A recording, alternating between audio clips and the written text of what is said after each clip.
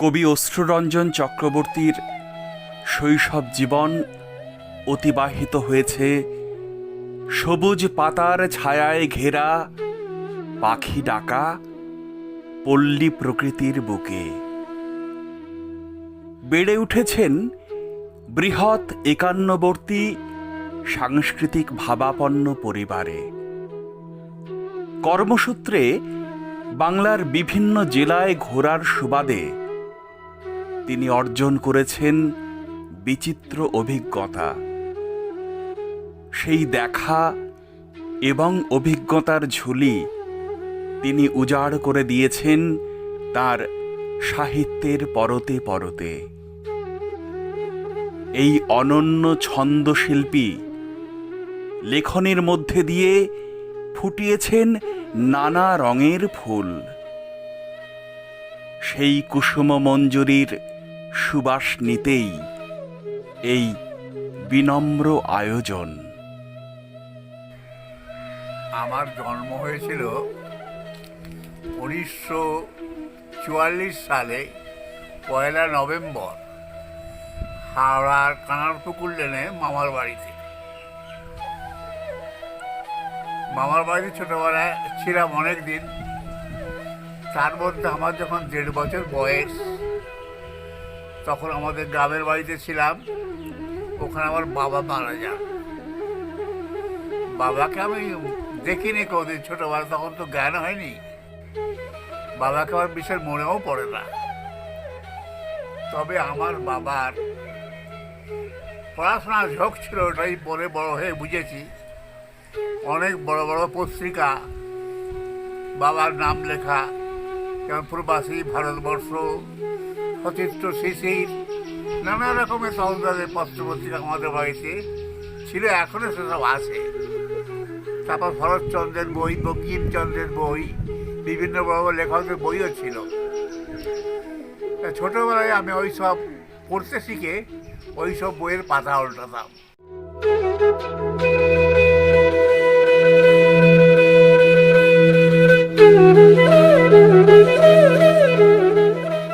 আমার বাবার নাম শশধর চক্রবর্তী আর মায়ের নাম রাধারানী দেবী। ছোটবেলায় মাঝে মাঝে মামার বাড়ি আসতাম মায়ের সঙ্গে, তারপর গ্রামে থাকতাম। আমাদের গ্রাম হাওড়া জেলার একটি গ্রাম, মহাকালহাটি। ওই গ্রামে থেকে আমি বিশেষ বড় হয়েছি। ওখানকার পাঠশালায় আমি পড়াশোনা করতাম। আমার এক জ্যাঠামশাই দুর্যোটি চক্রবর্তী একটি পাঠশালা করেছিলেন। আমি সব ছেলে মেয়েদের সঙ্গে সেই পাঠশালায় যেতাম। সেখানে আমার প্রথম জীবনের পাঠ শুরু।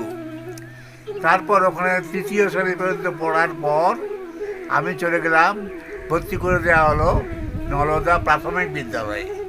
আমার কাকা গিয়ে ভর্তি করে দিলেন নলদা প্রাথমিক বিদ্যালয়ে।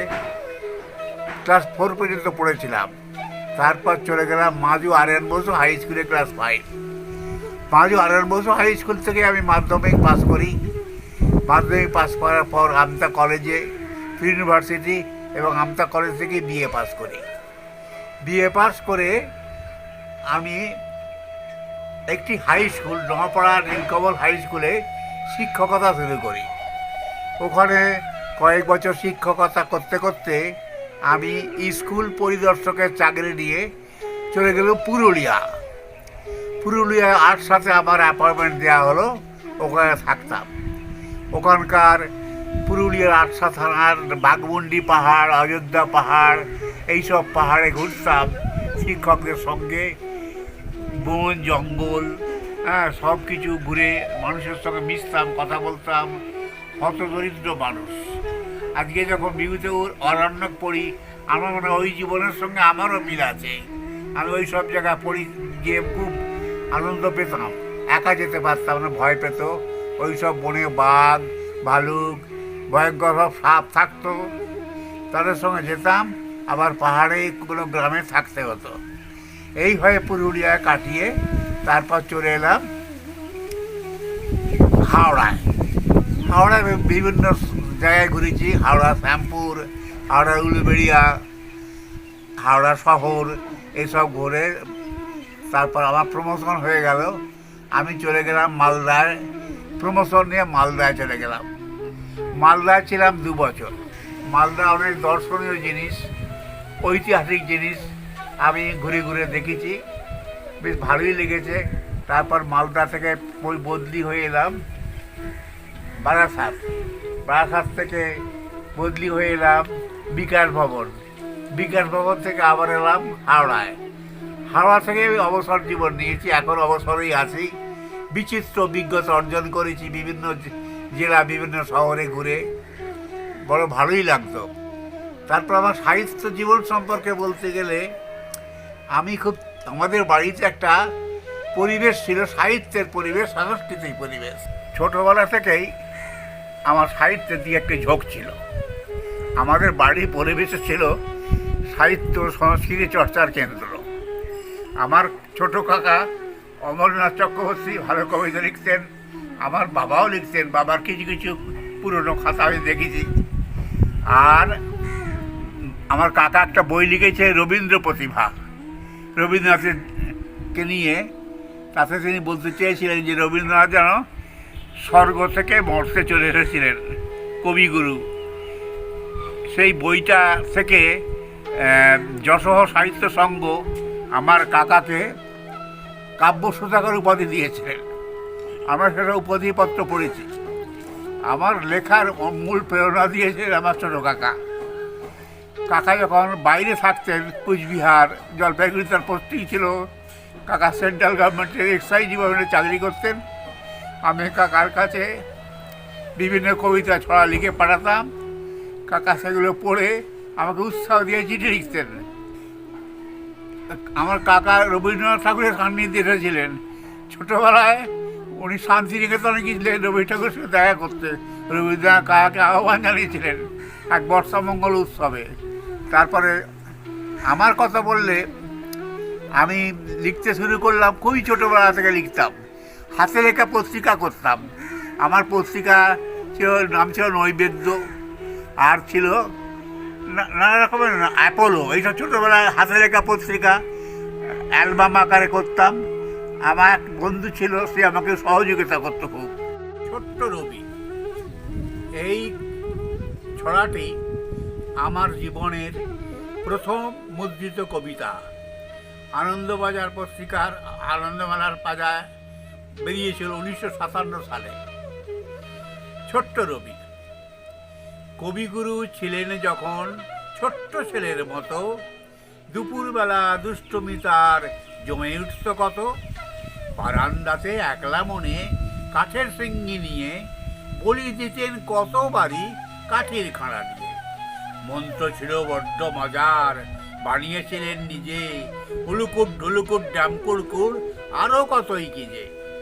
যশুরে শ্যাম ভৃত্য তাদের সামলাতে না পারি, ফন্দি একটা আঁটলো সেজে বড়ই মজার ভারী। মেজের উপর বসিয়ে তাকে গন্ডি একটা কেটে, বললে কালো শ্যাম চাকর খাট্ট খট্ট পেটে, খোকাবাবু দাগের বাইরে যেই পা বাড়াবে, অমনি তোমার সীতার মতো রাবণ নিয়ে যাবে। এই না শুনে ছোট্ট রবি না বাড়ালেন পা, বাড়ির সবাই মজা দেখে হাসল হো হা। আমার জীবনের প্রথম মুদ্রিত কবিতা ছোট্ট রবি। এটি প্রকাশিত হয়েছিল আনন্দবাজার পত্রিকার আনন্দমেলার পাতায়। মৌমাছি বিমল ঘোষ ছিলেন এই পাতার সম্পাদক তখনকার দিনে। লেখাটা পাঠিয়ে আমি ভুলেই গিয়েছিলাম। সেটা ছিল মানে জ্যৈষ্ঠ মাস, রবীন্দ্রনাথের ওপর কবিতা। স্কুলে গেছি, যেতে আমার এক সহপাঠী আমাকে বললে, অশ্রু তোর একটা লেখা আনন্দবাজার পত্রিকায় দেখলাম ছোট্ট রবি নামে, তুই কি পাঠিয়েছিলিস? আমি তো অবাক। তোর বলে আমার বাড়িতে পত্রিকাটা আছে। আমি নিয়ে আয় কাগজটা। সেই কাগজটা নিয়ে এলো, দেখলাম সত্যি সত্যি আনন্দবাজার পত্রিকা আনন্দমেলার পাতায় আমার ছোট্ট রবি কবিতাটি ছাপা হয়েছে। তখন আমি খুব আনন্দ পেলাম। স্কুলে একটা ঘটনা যে ঘটেছিল, ওই কাগজটা আমার বন্ধু নিয়ে এলো ক্লাসমেট স্কুলে আসতে ক্লাস টিচারকে কাগজটা দেখানো হলো। উনি কাগজটা থেকে বলছি, বাবা তুই আনন্দবাজারে লিখিস? হ্যাঁ, আচ্ছা আমি হেডমাস্টারকে দেখাবো। উনি নিজে গিয়ে স্কুলের হেডমাস্টারকে দেখালেন। হেডমাস্টার মশাই ওই কাগজটা নিয়ে অফিসের গ্রুপ ডিকে দিয়ে ক্লাসে ক্লাসে ঘোরালেন, বলে মাস্টারমশাইরা এইটা পড়ে শোনাবে। মাস্টারমশাই কবিতা লেখে পড়ে শোনালেন। গোটা স্কুলে হয়ে পড়ে গেল। আমি একদিনেই গোটা স্কুলে কবি আখ্যা পেয়ে গেলাম।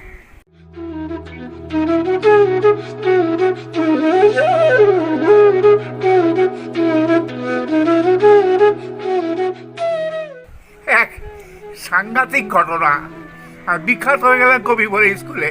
1957 সাল, ওই জ্যৈষ্ঠী মাস হবে।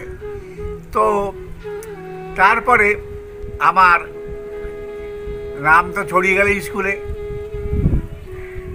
বাড়িতে এসে আজ আমার বাবার এক বন্ধু, তিনিও আমাকে বললেন ওই কথা। তারপরে ছোট কাকাকে দেখালাম, পত্রিকা ডাকে এলো, কপিটা ডাকে আসতে কাকাকে দেখালাম। ছোট কাকা তো খুব খুশি,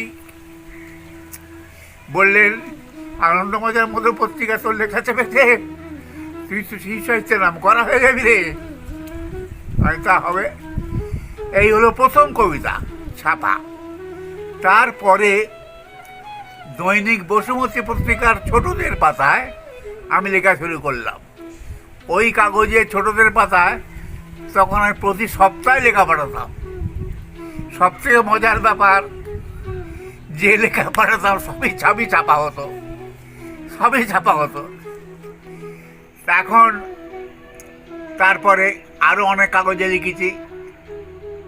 তারপর বর্তমান কাগজ বেরোলো, বর্তমানেও অনেক ছড়া লিখেছি। বড় বড় কাগজে পক্ষীরাজে লিখেছি। এইরকম বাংলার অনেক দূরবর্তী জেলার কাগজে লিখেছি। সব নাম তো এখন বলা যাবে না। তবে একটা কথা হচ্ছে, আমার জীবন আর একটা ঘটনা, অভিনব অগ্রণী পত্রিকা আনন্দবাজারে লেখা ছাপার পর অভিনব অগ্রণীতে লেখা দিয়েছিলাম, দিলীপ কুমার বাগের অভিনব অগ্রণী পত্রিকায়।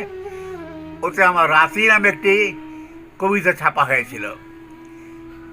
হাওড়ার বৈষ্ণবপাড়া লেনে অভিনব অগ্রণী সাহিত্য সভায় তখনকার দিনে অনেক কবি সাহিত্যিক আসতেন, আমিও সেখানে যেতাম। আমার দাদা অশোক রঞ্জন তিনিও যেতেন। সেখানে বহু কবিতা ছড়া পড়া হতো, গল্প পড়া হতো। সন্ধ্যেটা প্রত্যেক বুধবার সন্ধ্যেটা বেশ আনন্দ করে কেটে যেত। দিলীপ দা অভিনব পত্রিকা এখনও করেন, তো তিনি আমাদের খুব ভালোবাসেন। ছোটদের জন্য লিখছি, এখনও লিখে চলেছি বিভিন্ন পত্রপত্রিকা সারা বাংলা, বাংলার বাইরে ত্রিপুরা, বাংলাদেশ, আসামতেও লিখি এবং তারা পত্রিকা পাঠান। এখন চলছে লেখা আমার, এইভাবেই চলছে। হারিয়ে গেছে রূপকথারা, 7 সাগর আর 13 নদী, ময়ূরপঙ্খী নাও, দেখবে না আর তোমরা যতই এদিক ওদিক চাও। সাপের মাথায় নেই তো মানিক, আধার হলে বন, সুখসারীরা আর বলে না কোথায় গুপ্তধন। কোথায় গেল রাজপুত্তুর, কোথায় পক্ষীরাজ, ছোটে না সে বাগিয়ে বসি, মাথায় পরে তাজ। মন্ত্রীপুত্র কোটাল পুত্র ওরা কোথায় আছে, আর আসে না বন্ধু হয়ে রাজপুত্রের কাছে। ব্যঙ্গমায়ার ব্যঙ্গমীরা কোথায় গেল উড়ে, রাক্ষস আর খোক্ষসেরা গেছে কতই দূরে। সোনার কাঠে রূপোর কাঠে রাজকন্যার ঘর, ছেলেবেলার গল্প হয়ে তুলত মনে ঝড়।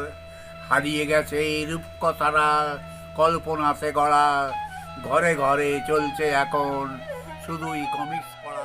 ছোটর দাবি নামে একটা পত্রিকা আমি 1990 সাল থেকে সম্পাদনা করে আসছি। এই পত্রিকায় বহু লেখক, শুধু হাওড়া জেলা নয়, হাওড়া জেলার সারা পশ্চিমবঙ্গ এবং বাইরের জেলা থেকেও অনেকে লেখা দিয়েছেন।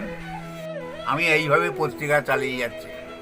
আমার পত্রিকা করার ইচ্ছা হলো যে আমি ছোটোবেলা একটা সংগঠন করতাম, সেটা ছিল সব পেয়েছির আসর আমাদের গ্রামে। এটা আপনারা সবাই জানেন, স্বপন বুড়ের যুগান্তরে এই আসরটা শুরু করেন। আমরা আমাদের গ্রামে সব পেয়েছে শাখা তৈরি করেছিলাম। সেইটা আসরটা 10 বছর চলেছিল। সেখানে নানা রকম খেলাধুলো, গুজরাটি নাচ গান, নাটক এসব হতো। তারপর আমি চাকরি নিয়ে যখন দূরে চলে গেলাম, সহযোগিতার অভাবে এই সংগঠনটা নষ্ট হয়ে গেল। এটা আমার মনের মধ্যে ছিল যে ছোটদের জন্য কিছু করতে হবে। তখন আমি পরে এই ছোটটা এই পত্রিকা প্রকাশ করা শুরু করলাম। আজও আমি ছোটদের কথা ভাবি এবং ছোটদের স্নেহ করি, তাদের জন্য তাই আমি এই পত্রিকাটা করতে আরম্ভ করেছি। এবং বহু ছোটরাও লিখেছেন, বড়রাও লিখেছেন, ছোটরাও লিখেছেন। আজও পত্রিকাটা অবারিতভাবে চলেছে। অনেক কথার সঙ্গে আমার মায়ের কথা মনে পড়ে। মা, আমার মা তখনকার দিনের মহিলা হলেও লিখতে পড়তে জানতেন। তিনি বসে বসে বই পড়তেন এবং আমার লেখার প্রেরণা দিতেন। এবং ছোটদাই পত্রিকার বাইন্ডিংয়ের সময় তিনি আমার কাছে বসে পত্রিকা বাইন্ডিংয়ে সহযোগিতা করতেন। তিনি নিজে লিখতে পারতেন না বটে, কিন্তু যখন তাকে লেখা পড়ে শোনাতাম তিনি খুব খুশি হতেন। লেখাপড়া শুরু কিন্তু মায়ের হাতে। মায়ের কাছেই আমি বর্ণ পরিচয় শিখেছি এবং ধারাপাত পড়েছি। বিদ্যাসাগরের বর্ণ পরিচয় প্রথম ভাগ মায়ের কাছে আমার শেখা। মা আমাকে কাছে বসে সেটা পড়াতেন। মানুষের ভালোবাসা পেয়েছি এই পত্রিকা, বিভিন্ন পত্রপত্রিকায় লেখালেখি করে, বিভিন্ন সাহিত্য সংস্থা, সম্পাদক অনেকের কাছ থেকেই আমি সম্মান পেয়েছি, সম্বর্ধনা পেয়েছি এবং তারা আমাকে যথেষ্ট এখনও ভালোবাসেন। এইটাই আমার প্রাপ্তি। অনেক পুরস্কারও পেয়েছি, সেসব বাড়িতে সাজানো আছে। 1982 সালে আমি প্রথম আমেরিকান্ত সোম স্মৃতি সাহিত্য পুরস্কার পাই। হাওড়া টাউন হলে এই পুরস্কার দেওয়া হয়েছিল। এই অনুষ্ঠানে উপস্থিত ছিলেন সাংবাদিক বিবেকানন্দ মুখোপাধ্যায়, বসুমতীর সম্পাদক ইত্যাদি বড় বড় ব্যক্তিরা। আমি প্রথমে জানতাম না যে আমাকে পুরস্কার দেওয়া হবে। আমি দর্শক বা শ্রোতা হিসেবে অনুষ্ঠান শুনতে গিয়েছিলাম। হঠাৎ পুরস্কার প্রাপক হিসাবে আমার নাম ঘোষণা করা হলো। আমি তো অবাক হয়ে গেলাম এবং আস্তে আস্তে গিয়ে সেই পুরস্কারটা গ্রহণ করলাম। সেটা ছিল একটি মানপত্র এবং একটি পুরস্কার, রৌপ্য পদক ছিল একটা। তো আমি তখন তার পরের দিনে বাড়ি এলাম। তখন আমি শ্যামপুরে থাকি। সেদিন হাওড়াতেই রাত কাটিয়ে শ্যামপুরে বাড়িতে এলাম। আজকে পাড়ার সব ছেলে মেয়েরা সবাই বলল যে তোমার নাম রেডিওতে বলেছে। আর তাই নাকি? হ্যাঁ, রেডিওর কেন না, তুমি নাকি কি পুরস্কার পেয়েছো? আমার শুনে খুব আনন্দ হলো যে হ্যাঁ, রেডিও আমার নাম ঘোষণা হয়েছে। অনেক কথাই তো বললাম। এখন খুব শৈশবের কথা। এই তখন আমার 12-14 বছর বয়স। তখন গ্রামেই থাকতাম। সে এক বিচিত্র জীবন। আর যে শহরের শিশুরা সে জীবনের কথা কল্পনা করতে পারবে না। যেমন গাছে উঠে গাছের গর্তে হাত দিয়ে পাখির ছানা পাড়া। পাখির ছানা পাড়তাম, বনে জঙ্গলে ঘুরে ঘুরে বন ফল তুলে তুলে খেতাম। হ্যাঁ, কত রকমের ফল বনে ফুলতো, সেসব তুলে খেতাম। আর পাখির ছানা ধরে এনে খাঁচায় পুরে রাখতাম এবং রসের মেলা থেকেও পাখির ছানা কিনে আনতাম। আর রসের মেলায় যেতাম, একটা ছোট্ট পুতুল না কেনা পর্যন্ত মনে শান্তি নেই। পাখির ছানা কিনতাম, পুতুল কিনতাম, কিনে বাড়ি আসতাম। এইসব নানা রকমের আজকের দিনে ছেলেরা এসব অভিজ্ঞতা ওদের নেই। আমরা গ্রাম্য জীবনে যে আনন্দ করেছি, খুব ভালো লাগে, সে স্মৃতি মনে করলে আজও আমার আনন্দ হয় মনে মনে। আমার একটা শখ ছিল মাটির পুতুল তৈরি করা। এটা শিখলাম বাগবাজারে কোমরটুলিতে, আমার বড় মাসিমার বাড়ি। সেখানে যেতাম, কোমরটুলিতে দেখতাম শিল্পীরা সব মাটির পুতুল তৈরি করে। আমার মাস্তুতো ভাইয়েরা তারাও দেখি মাটির পুতুল তৈরি করে। তো সেইটা দেখে এসে আমি আমার বাড়িতে গ্রামে মাটির পুতুল তৈরি করতাম। যেমন শিব ঠাকুর, সরস্বতী ঠাকুর, গণেশ ঠাকুর, এইসব নানা রকমের ঠাকুর প্রতিমূর্তি তৈরি করতাম। আমার এই মাটির পুতুল বা ঠাকুর তৈরি করার নেশা ছিল। আমি আমাদের বাড়ির সামনে কাঁচারিতলায় চড়ক মেলা হতো, এখনও হয়। ওই চড়কের মেলায় আমি ঠাকুর পুতুল তৈরি করে বিক্রি করতে যেতাম। এছাড়াও একটু অন্যরকম ভাব ছিল, আমি একবার বিস্কুটের লটারি করেছিলাম ওই মেলাতে। যাই হোক, পুতুল বেশি বিক্রি হয়নি, দু একটা বিক্রি হয়েছিল, ছোটোবেলার খেয়াল আর কি। তো মা খুব খুশি। যাই হোক, ছেলে আমার পুতুল তৈরি করেছে। বই পড়ার আগ্রহ ছিল। স্কুলের পাঠ্যপুস্তক ছাড়াও বিভিন্ন রকমের গল্পের বই পড়তাম, বিভিন্ন রকমের পত্রপত্রিকা পড়তাম। হ্যাঁ, একটা মজা হচ্ছে, ওই বই বা পত্রপত্রিকা নিয়ে সোজা আমার বাড়ির সামনে বাগানের গাছে উঠে পড়তাম। একটা হেলা আম গাছ ছিল, ওই গাছে বসে বই পড়তাম, নানা রকমের বই। তারপর বিভিন্ন পত্রপত্রিকাও ছিল, খুব ভালো লাগতো গাছে বসে পড়তে। একটা ঘটনা বলি জীবনের। আমাদের বাড়ির সামনে একটা শ্যাওড়া গাছ ছিল, সেই শ্যাওড়া গাছের ভেতরতে ডালপালগুলো এমন হয়ে গেছে যেন চেয়ার মতো। তা আমি আমার এক জাতুতো ভাই দুজনে ভোরে বেলা অন্ধকারে সেই শ্যাওড়া গাছের ভেতর ঢুকে চেয়ারে বসে চোখ বুজে শিব ঠাকুরকে ডাকছিলাম, জয় শিব শিব শিব শিব। তো আমার ধারণা ছিল অন্ধকারে গাছে বসে শিবকে ডাকলে শিব আসবে। তারপর সকাল হলো, বাড়ির সবাই আমাদের কীর্তি শুনে ধমকাতা, শ্যাওড়া গাছে উঠেছিলিস কেন? শ্যাওড়া গাছ সাপ থাকতে পারে, লাউডোগা সাপ, তো আচ্ছা সাহস, আমি কী আর হবে। এইভাবে শ্যাওড়া গাছ থেকে নেমে এলাম। এক ঘটনা, আমাদের বাড়িতে বিভূতিভূষণ বন্দ্যোপাধ্যায়ের পথের পাঁচালী বই ছিল, এখনও আছে। এই পথের পাঁচালী বইটা আমি আদ্যপান্ত ভালো করে পড়েছিলাম। তো আমার মনে হয় ওই পথের পাঁচালী অপুর সঙ্গে আমার জীবনের একটা মিল আছে। সেই বনে জঙ্গলে ঘুরে বেড়ানো, সেই ছুটি ছুটি হুড়ি পাখি গাছে উঠে পাখির ছানা পাড়া, হ্যাঁ, ছড়া বলা, কবিতা বলা, যাত্রা শুনতে যাওয়া, গ্রামের যাত্রা শুনতেও যেতাম। নানা রকমভাবে অপুর জীবনের সঙ্গে যেন আমার মিল আছে, এইটা আমার মনে হতো। আমাদের বাড়ির সামনে দিয়ে তখন মাটিন ট্রেন যেত। মাটিন ট্রেন ছাড়তো হাওড়া ময়দান থেকে আমতা পর্যন্ত, আর ওদিকে বড়গাছিয়া থেকে চাপাডাঙ্গা আর একটা সিয়াখালা। তা আমাদের বাড়ি হচ্ছে হাওড়া আমতা লাইট রেলওয়ের কাছাকাছি। জালালসি স্টেশনে নেমে আমাদের বাড়ি যেতে হতো। মাটিন ট্রেন এঁকে বেঁকে মাঠের উপর দিয়ে বাড়ির পাশ দিয়ে ছুটতো, ভারী মজা লাগতো। মাটিন ট্রেনের স্মৃতি।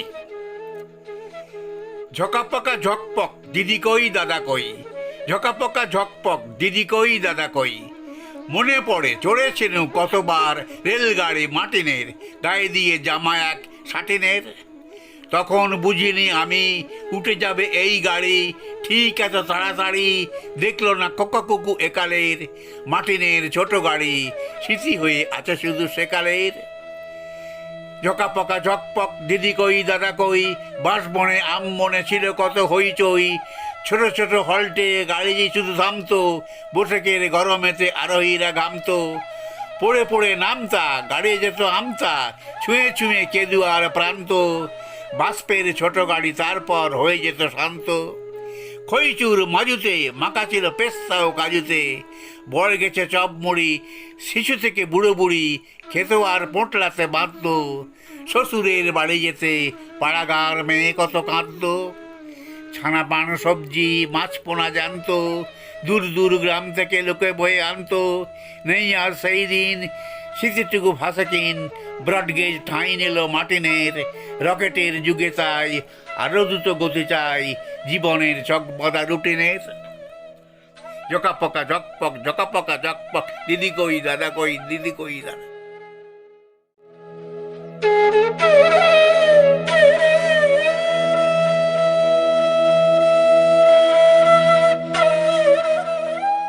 আমরা সেই মার্টিন ট্রেনে চেপে হাওড়া মামাবাড়ি যেতাম, আবার মার্টিন ট্রেনে চেপে আমাদের গ্রামে আসতাম।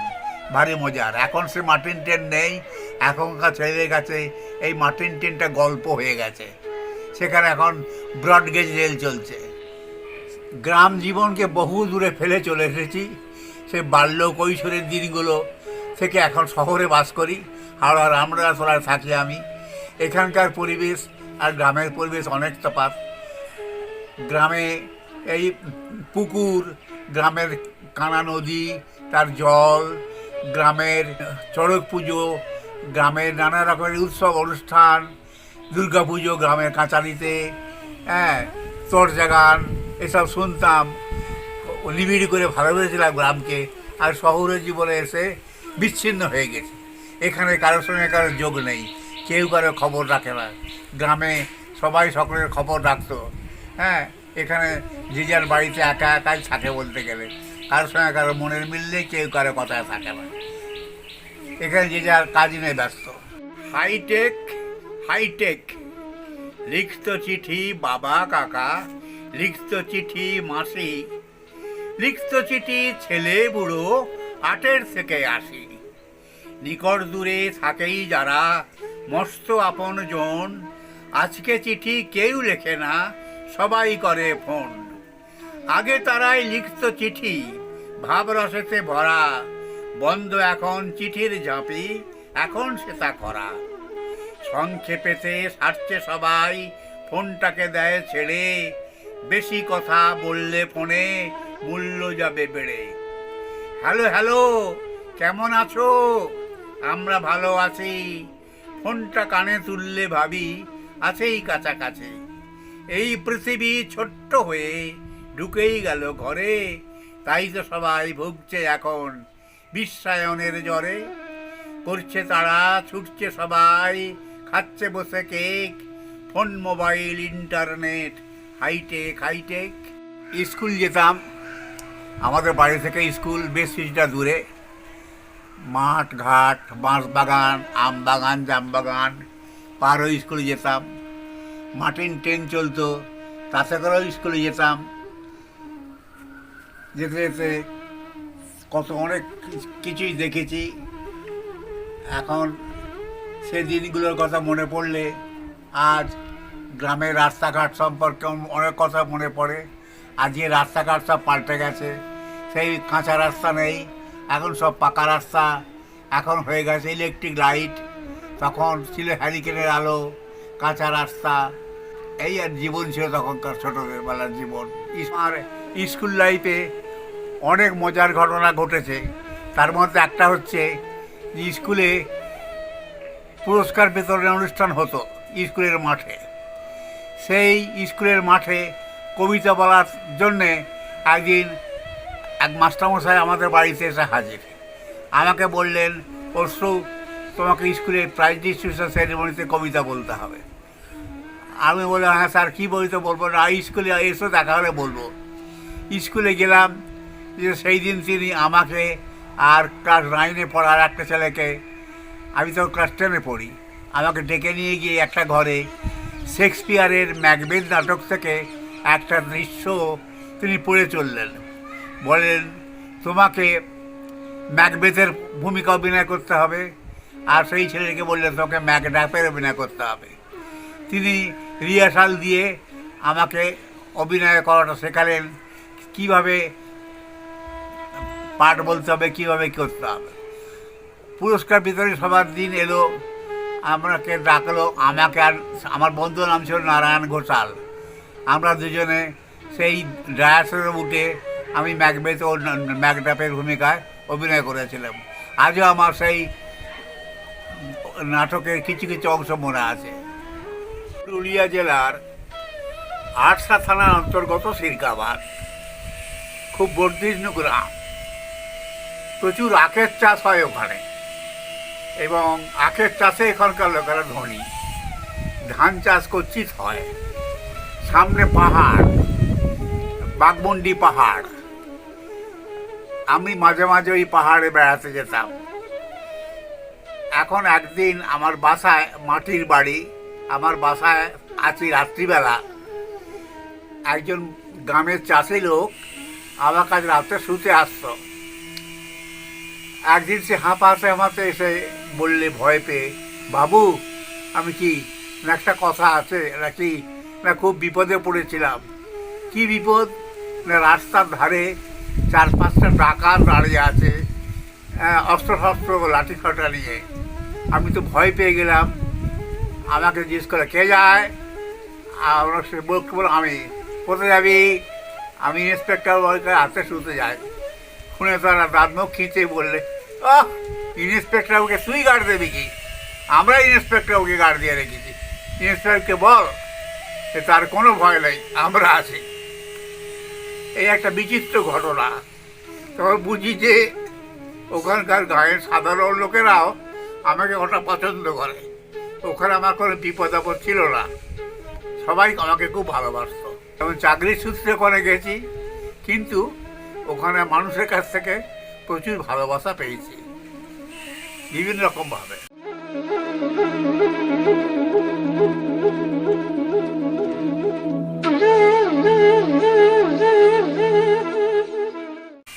এবার বলতে চাই যে আমার সাহিত্য চর্চার জীবন কিভাবে শুরু হলো।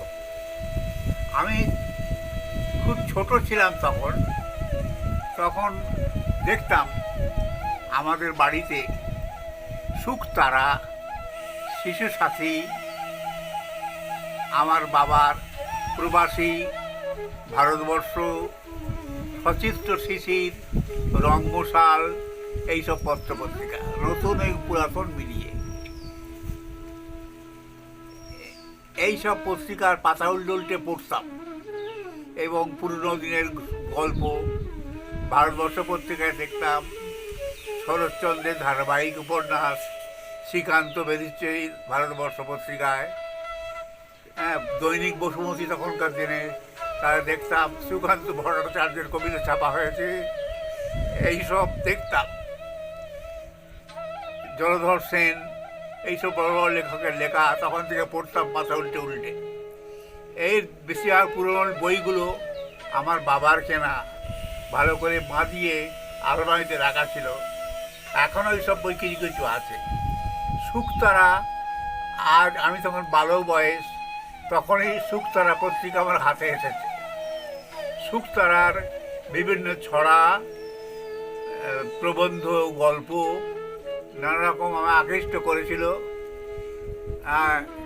এখনও শুকতারা আমি পড়ি, এখনও শুকতারাতে আমি লিখছি বহুকাল থেকে।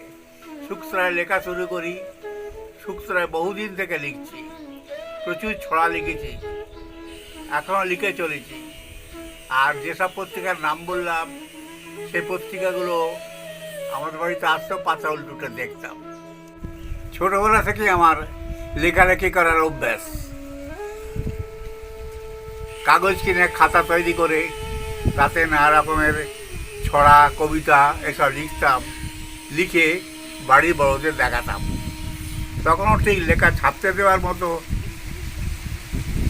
পরিবেশ ছিল না।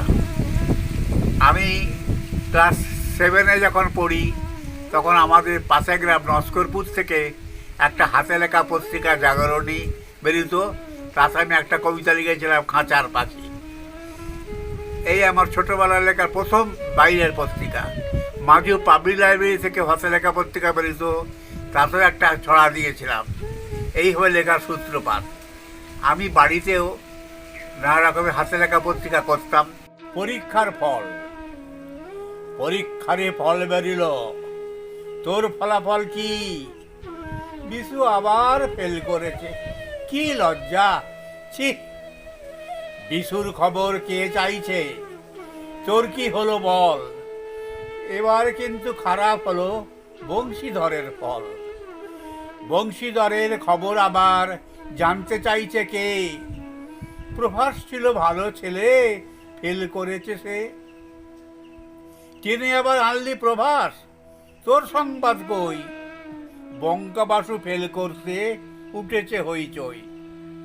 তোর কথাটা বলবি কি না? রাখিস কেন চেপে? হরির ফেলে তার বাবা মা ভীষণ গেছে খেপে। পরের খবর জেনে কি লাভ? তোর খবরই চাই। রবির ফেলের খবর সঠিক, আমারও ঠিক তাই। মনের মধ্যে লেখা জন্ম নেয় বিভিন্ন লেখা পড়ে বা পরিবেশ দেখে। হ্যাঁ, গ্রীষ্ম বর্ষা 6 ঋতু পরিবর্তন হয়, গাছেরা পাখিরা গাছে গাছে ডাকে, এই সব দৃশ্য দেখে আমার মনের মধ্যে একটা আকুলতা প্রকাশ পেত। আমি এই সব দেখে নানা রকমভাবে ছোঁয়া লেখার চেষ্টা করতাম। এখন কথা হচ্ছে যে কবি কেন কবিতা লেখে? না, এইসব পরিবেশ থেকে তার মনে একটা আকুলতার সৃষ্টি হয়, এই কবিতা লেখে। আমার শিশু মনেও এই আকুলতা জেগেছিল, তখন থেকেই আমি কবিতা লিখতে শুরু করি। কবিতা লেখা ব্যাপারটা হচ্ছে বিভিন্ন কবিতা পড়ে একটা অনুপ্রেরণা জাগে। রবীন্দ্রনাথের কবিতা ছোটবেলায় আমার মনে অনুপ্রেরণা জাগাতো। নজরুলের কবিতা, সুকান্ত ভট্টাচার্যের কবিতা, সুকুমার রায়ের কবিতা, এগুলো পড়তাম, এদের আবৃত্তি করতাম। তো আমারও ইচ্ছা হলো যে এরকম কবিতা লিখব। আমি সেই ইচ্ছা চালিয়ে গেলাম। চালিয়ে যেতে যেতে এখনও যেসব কবিতা লিখি আমি, সেগুলো মানুষের কথা, মানুষের সুখ দুঃখ, ব্যথা বেদনার কথা আমার কবিতার মধ্যে লেখার চেষ্টা করি। আর প্রকৃতিকে নিয়েও লেখার চেষ্টা করি। কবি কবিতা লেখেন মানুষকে ভালোবেসে, আবার প্রকৃতিকে ভালোবেসে। এইভাবে আমি কবিতা লিখে চলেছি। কবিতার মধ্যেই কবিকেও থাকতে হয়। কবি যদি কবিতা থেকে সাইডে সরে গিয়ে কবিতা লেখেন, সে কবিতা প্রাণ থাকে না। কবিতার মধ্যে কবি প্রবেশ করবেন এবং তার মধ্যে দিয়ে কবিতার প্রকাশ হবে, সার্থক প্রকাশ হবে। সেটা হচ্ছে আসল কবিতা। আমার লেখার বিভিন্ন রকমের লেখা আমি লিখি। ছড়া লিখি, কবিতা লিখি, কখনো গল্প লিখি, কখনো প্রবন্ধ লিখি। আমি প্রবন্ধ অনেক লিখেছি। আবার নিজের জীবনিক আত্মকথাও লিখি। এই তার মধ্যে দিয়ে আমি নিজেকে প্রকাশ করার চেষ্টা করি।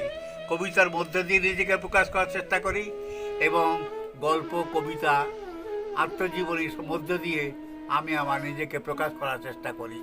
একটা উপন্যাসের মধ্যে আমি একটা উপন্যাস লিখেছি, আলোর পাখি। তার মধ্যেও আমার নিজের প্রকাশ আছে। এইভাবেই আমি আমার লিখে চলেছি। ফেলে আসা গ্রাম, ফেলে আসা গ্রাম, ফেলে আসা গ্রাম, আমার জন্মভূমি। কতদিন আমি দেখিনি তোমায়, কেমন আছো গো তুমি? জলে টল টল তাল সারি দিঘি, তীরে তার কত গাছ। দোয়েলে পাপিয়া গান করে সেথা, বুলবুল করে নাচ। গা ছম ছম সেই পোড়ো বাড়ি, রাত হলে কারায় আসে। খিলখিল হাসি, ফিস ফিস কথা, খুব খুব করে কাশে। ভূতগুলো সব চলে গেছে দূরে, জলে বিজলির আলো। নেই সে জোনাকি, ঝিঁঝি পোকা ডাক, নেই সে আধার কালো। সেই তো আমার ফেলে আসা গ্রাম, তুলনা নেই কো তার। মোরাম বিছানো আঁকা বাঁকা পথ, ফিরে ডাকে বারবার।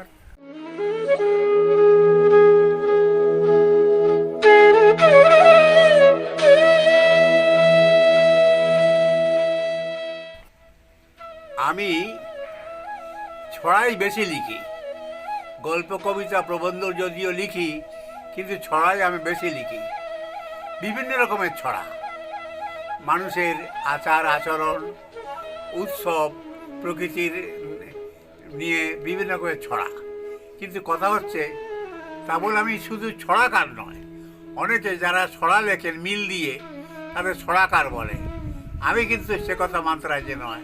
ছড়াকাররাও কবি, তা যদি হয় সুকুমার রায়, তিনি তো কবি, তিনি সারা জীবন ছড়া লিখেছেন।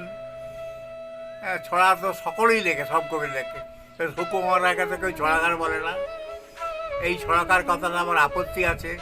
এই নেমে একটা ছড়া লিখেছিলাম, সেটা হয়তো অনেকে পড়ে থাকবেন। সেই ছড়াটার হেডিং হচ্ছে বলো না আর ছড়াকার কবি নয়। এটা পরে কোনো সুযোগ পেলে শোনাবো আমি। এখন ছড়ার মধ্যে কী থাকবে? ছড়ার মধ্যে মজা থাকবে, কৌতুক থাকবে, হাস্যরস থাকবে, ব্যঙ্গ থাকবে, বিদ্রুপ থাকবে, সমাজকে ব্যঙ্গ থাকবে, মানুষের চারিত্রিক ত্রুটিগুলো ছড়ার মধ্যে যেমন ধরাবার চেষ্টা করি, মানুষের মেজাজ, অর্থাৎ ছড়া মূলত মানুষ নিয়েই। আবার ছড়া পশু পক্ষী নিয়েও হয়, ছড়া ঋতু নিয়েও হয়, বিভিন্ন কাল নিয়ে হয়, বিভিন্ন রকমের ছড়া আমি লিখি। আমি ছোটবেলা থেকেই নাটক করতে ভালোবাসি। রবীন্দ্রনাথের মুকুট নাটক থেকে একটা দৃশ্য, তীর নিক্ষেপ, খুব ছোটবেলায় আমি পাড়ার ছেলেদের নিয়ে অভিনয় করেছিলাম। তারপর বিসর্জন নাটক, রবীন্দ্রনাথের বিসর্জন নাটক, তারপরে প্রায়শ্চিত্ত নাটক, এইসব নাটক আমরা অভিনয় করেছি। তার সঙ্গে আমাদের দলের ছেলেমেয়েরাও ছিল। আর আমি নিজে একটা নাটক লিখেছিলাম, মুকুল যেদিন ফুটল। এই নাটকটা একটা কিশোরের জীবনটা কীভাবে বিকশিত হয় সে কথাই বলা হয়েছে আমার নাটকের মধ্যে। সেই নাটকটাও আমি আমার আসরের ছেলে মেয়েদের নিয়ে অভিনয় করিয়েছিলাম। এখন আমি নিজেও নাটক পরিচালনা করেছি, নাটক অভিনয় করেছি। নাটক আমার রক্তে আছে। নাটক আমার বাবা ভালো নাটক করতে পারতেন। আমার বাবা ভালো অভিনেতা ছিলেন। চাকরি করতে গিয়ে তিনি কানন দেবীর সঙ্গে পর্যন্ত অভিনয় করেছেন, এবং তার একটা নাটকের দল ছিল যাত্রার। সেই যাত্রার দলে তিনি নায়কের ভূমিকা সবসময় অভিনয় করতেন। আমি আবৃত্তি চর্চা করেছি ছোটোবেলায়, স্কুলে, কলেজে, ক্লাবে নিজে আবৃত্তি করেছি এবং পাড়ার ছেলে মেয়েদের আবৃত্তি শিখিয়েছি।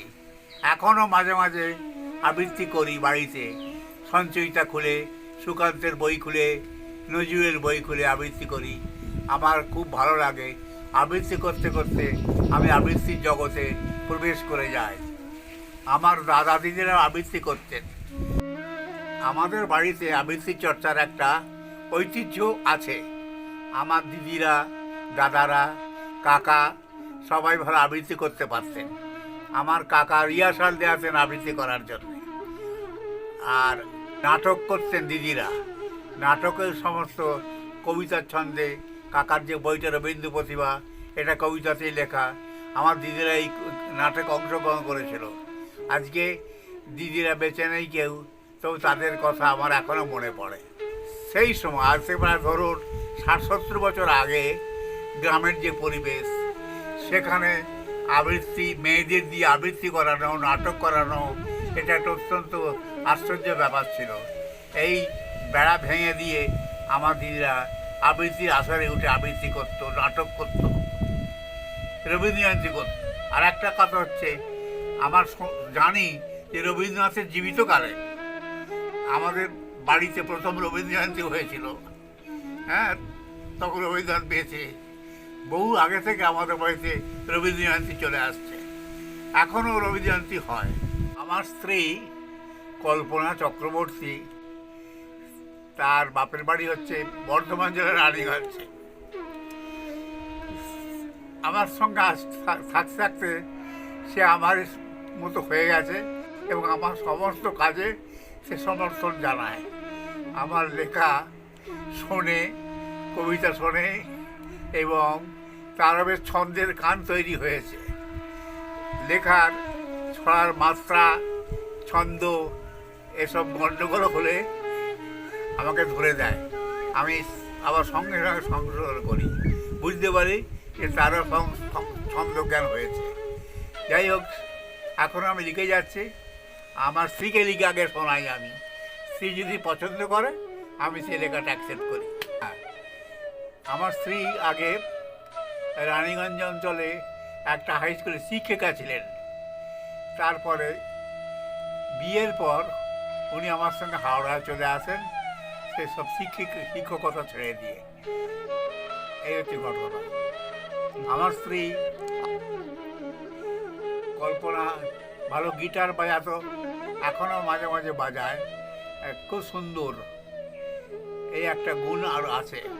আমরা যখন ছোটোবেলায় লেখালেখি শুরু করি তখন এত সাহিত্য নিয়ে এত হইচই হতো না, এত সভা, এত মেলা হতো না।